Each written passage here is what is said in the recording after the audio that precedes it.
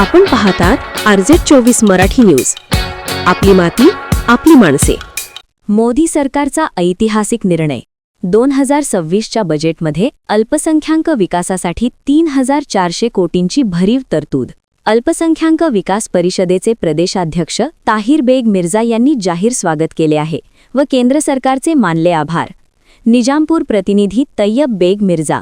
भारताचे पंतप्रधान नरेंद्र मोदी यांच्या नेतृत्वाखालील केंद्र सरकारने सन 2026च्या केंद्रीय अर्थसंकल्पात अल्पसंख्याक समाजाच्या सर्वांगीण विकासासाठी तब्बल 3400 कोटी रुपयांची भरीव तरतूद करून एक ऐतिहासिक व दूरदृष्टीपूर्ण निर्णय घेतला आहे.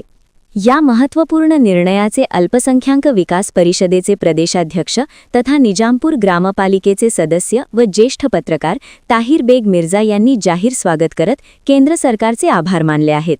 ताहिर बेग मिर्झा यांनी दिलेल्या निवेदनात म्हटले आहे की अल्पसंख्याक समाज हा देशाच्या प्रगतीचा अविभाज्य घटक आहे.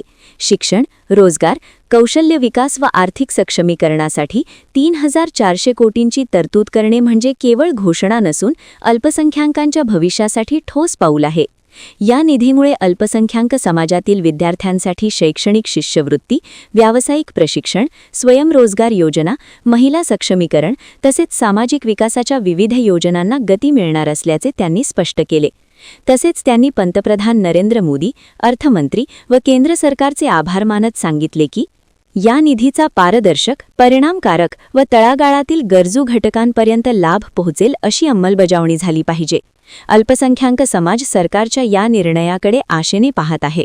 मोदी सरकारचा हा निर्णय केवळ अर्थसंकल्पीय आकडा नसून अल्पसंख्याक समाजाला विकासाच्या मुख्य प्रवाहात आणण्याचा ठाम राजकीय संदेश असल्याचे मत विविध सामाजिक संघटनांकडून व्यक्त केले जात आहे.